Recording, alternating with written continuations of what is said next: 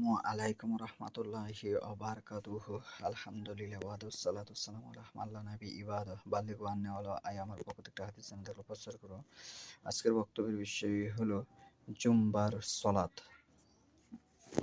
সূচনা: প্রথম হিজরীতে জুম্বা ফরজ হয় এবং হিজরত কালে কুবা ও মদিনার মধ্যবর্তী বনু সালিম বিন আউফ গোত্রের রানুউনা উপত্যকায় সর্বপ্রথম রাসূলুল্লাহ সাল্লাল্লাহু আলাইহি ওয়াসাল্লাম জুম্বার সালাত আদায় করেন।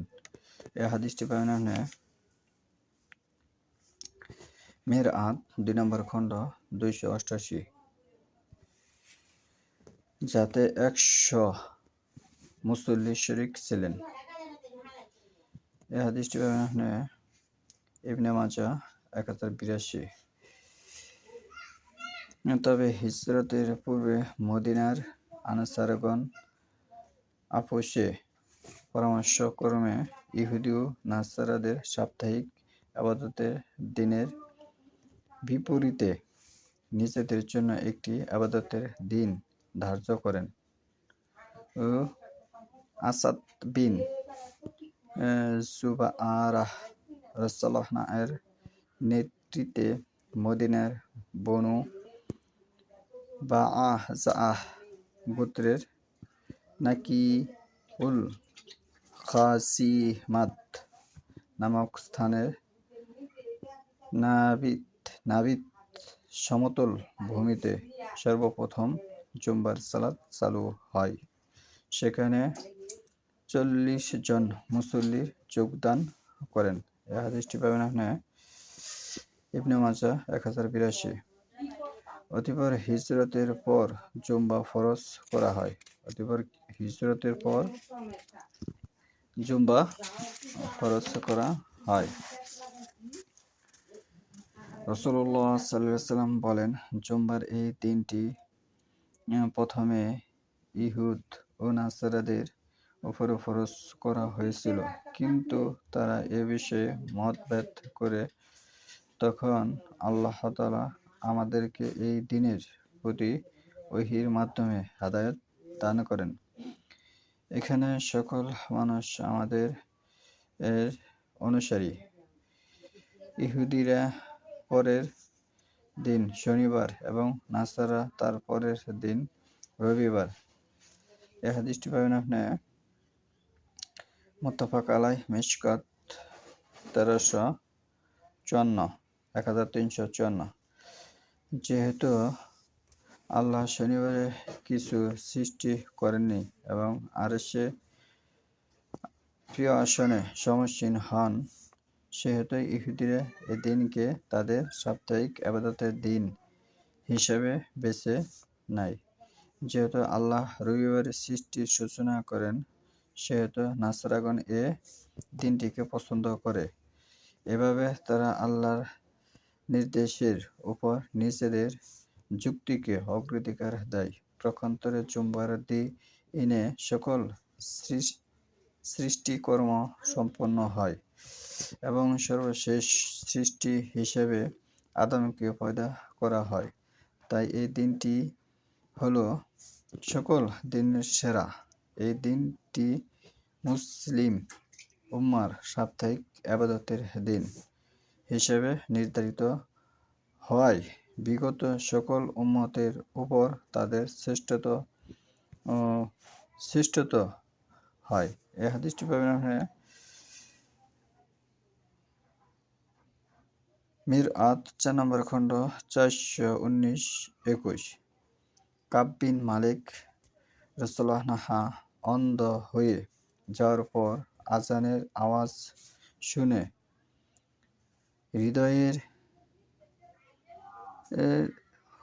হৃদয়ের থেকে বলতেন,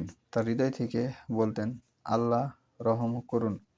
আসাদ বিন জুরারার উপর সেই প্রথম আমাদের নিয়ে জুম্বার সালাত কায়েম করে রাসূলুল্লাহ সাল্লাল্লাহু আলাইহি ওয়াসাল্লাম এর মক্কা থেকে আগমনের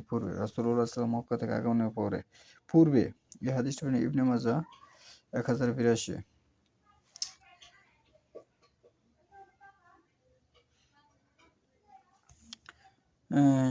শহরে হোক বা গ্রামে হোক, জুম্বার সালাত প্রত্যেক বয়স্ক পুরুষ ও জ্ঞানসম্পন্ন মুসলমানের উপরে জামাআত সহ আদায় করা ফরজে আইন। এই হাদিসটি পাবেন আপনি ফিকুস সুন্নাহ প্রথম খণ্ড 225 এবং সূরা জুম্বা 62 নম্বর সূরা 9 নম্বর আয়াত। তবে গোলাম, রোগী, মুসাফির, শিশু, মহিলাদের উপরে জুম্বা ফরজ নয়। এই হাদিসটি পাবেন আপনি আবু দাউদ, দারাকুতনি, মিশকাত 1377, 1380।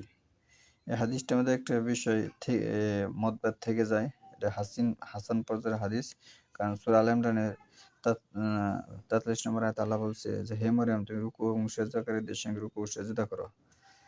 এবং মহিলাদের ইমামতির যে বিষয়টা, সেখানে কিন্তু আল্লাহ রাসূল সাল্লাল্লাহু আলাইহি ওয়াসাল্লাম যুদ্ধের সময়ও পুরুষ লোককে ইমামতি মুয়াজ্জিনের দায়িত্ব দিয়ে থেকে যায়। আচ্ছা, যাই হোক, বাহরাইন বাশির প্রতি এক লিখিত ফরমানে খলিফা ওমর রাদিয়াল্লাহু আনহু বলেন, জামমাউ হাইসুমা কুনতুম, তোমরা যেখানেই থাকো জুম্বা আদায় করো। এই হাদিসটি পাবেন আপনি মুসান্নাফ ইবনে আবি শাইবা 5108। অতএব দুজন মুসলমান কোন স্থানে থাকলেও তারা একত্রে জুম্বা আদায় করবে। দুজন মুসলমান থাকলেও তারা একত্রে জুম্বার সালাত আদায় করবে। এই হাদিসটি পাবেন আপনি নাইলুল আওতার 4 নম্বর খণ্ডে 159, 61, মিরআত 2 নম্বর খণ্ডে 288, 89।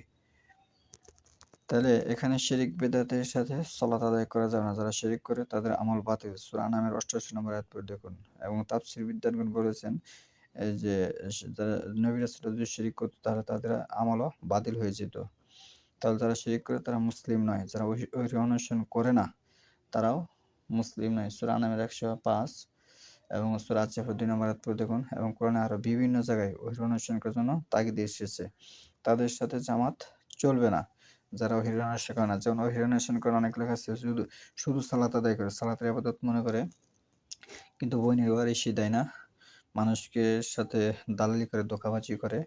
এরকম ধরনের লোক যারা আছে, বাটপারি চিটারি যারা চলে, তাদের সাথে জামাত চলবে না। মুসলমান শব্দের অর্থ হচ্ছে আত্মসমর্পণ করা। কোরআনে আদেশ ও নিষেধ জানা এবং মানা। একজনের খুতবা দিবে, যদি খুতবা দিতে অপারগ হয় তাহলে দুজনে একত্রে জুম্বা 2 রাকাত সালাত আদায় করবে। এই হাদিসটি পাবেন আপনি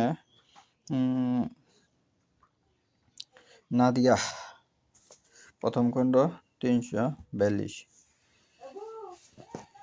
কারাবন্দী অবস্থায় অনুমতি পেলে করবে, নইলে করবে না।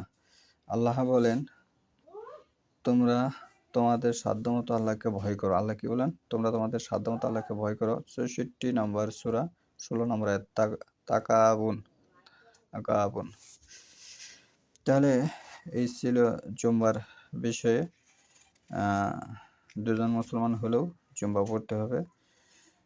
সে মুসলিম কিনা সেটা আগে বুঝতে হবে, তা না হলে জামাত তার সাথে হবে না।